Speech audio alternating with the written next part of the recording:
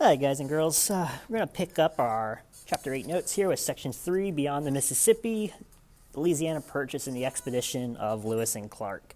So the Section 3 notes are going to look at the following two key concepts, 4.31a and b.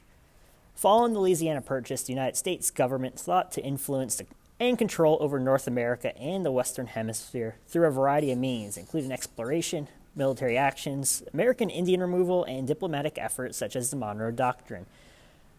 And B, frontier settlers tended to champion expansion efforts, while American Indian resistance led to a sequence of wars and federal efforts to control and relocate American Indian populations. So let's start off here with the Louisiana Purchase. Jefferson believed the best solution to secure American commerce was to purchase New Orleans from France. So he sends James Monroe and Robert Livingston to Paris and instructs them to offer Napoleon $6 million for New Orleans. If declined, Monroe was to go to London and try to make an alliance with the British against the French. Napoleon, who was having his own difficulties to deal with, this is post-French Revolution, he's at war with the British, and desperately needed money. So he also has a slave revolt going on in Haiti as well he has to deal with. So Napoleon's going to offer to sell New Orleans and the Louisiana Territory to the United States for $15 million. And there's a picture of the dash-in Napoleon. So Jefferson's going to agree, but he did have some concerns with the Louisiana Purchase. He firmly believed the Constitution did not grant the federal government the power to make such a huge purchase. However, the practical political benefits outweighed and helped him overcome his doubts. Some Federalists in Congress, however, will oppose the purchase, fearing correctly that the influence of New England would be diminished in a vastly larger nation. Congress will confirm the treaty, however, and transfer in 828,000 square miles from the French to the United States. So this helped solve the problem of New Orleans and also helped the United States secure control of both sides of the Mississippi River. On a side note, the picture I have there is a book by John Meacham about Thomas Jefferson, The Art of Power. And John Meacham, just aside, one of my favorite historical authors. So if you're looking to read some good historical books, John Meacham's a great author. All right, just to talk a little bit about the makeup of New Orleans. You know, it's right on the Gulf Coast there in Louisiana.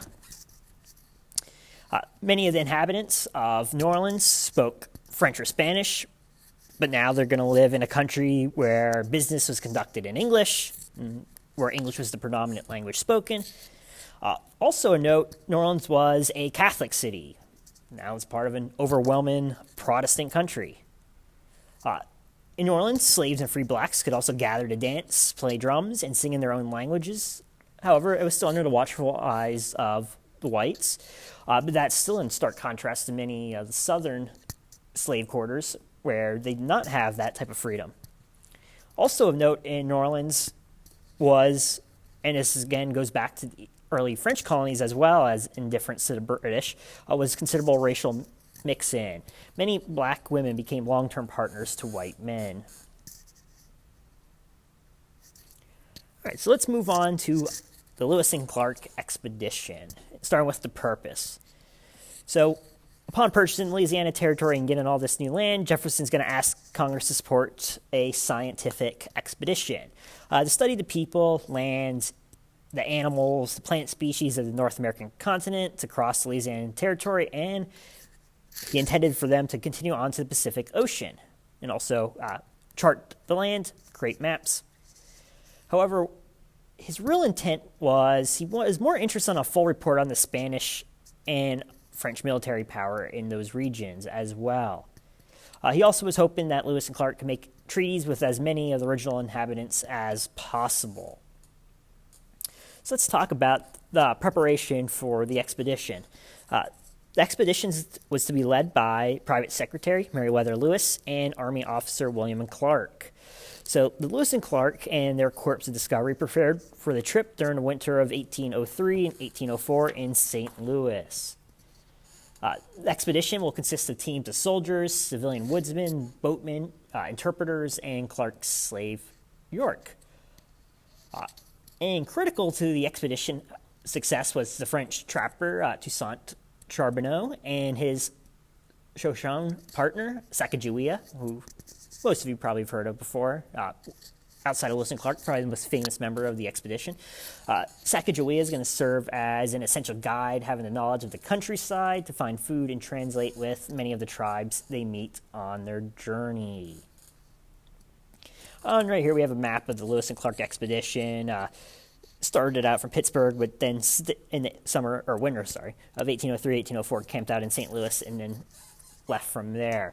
I'm just going to talk a little bit about the expedition, but you don't really need to know the details of the expedition. The AP College Board is not going to ask you about specifics from the expedition itself, but just a little bit of information on it.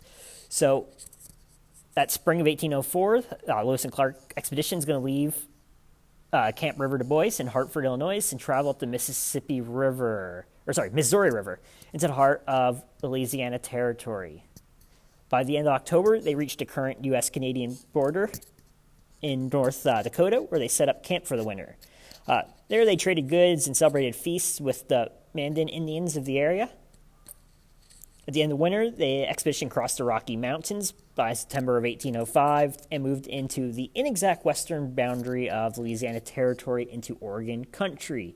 The Oregon Territory at that point was claimed by several different powers, the big two being the British and the Russians, but Spain even claimed some territory at that far north, but most of their boundaries ended in northern California. However, there in the Oregon Territory, they were welcomed by the Nez Perce Indians, who lodged and fed them. They also helped them draw a map of the river systems leading to the Columbia River and the Pacific Ocean. By November 24th of 1805, the expedition is going to leave the Nez Perce Indians, following the map provided to them, to reach the Pacific Ocean. So overall, the journey is very successful, and by the September of the following year, 1806, the expedition is going to return home to St. Louis. So it does make some treaties with various Indian tribes. It does chart the area, especially much of the uncharted Pacific Northwest, the Oregon Territory, which again, claimed by British, no real base of operations there. The Russians, who did actually have some presence in the Pacific Northwest. All right, guys and girls, that's a wrap on the Section 3 notes. I will see you in class.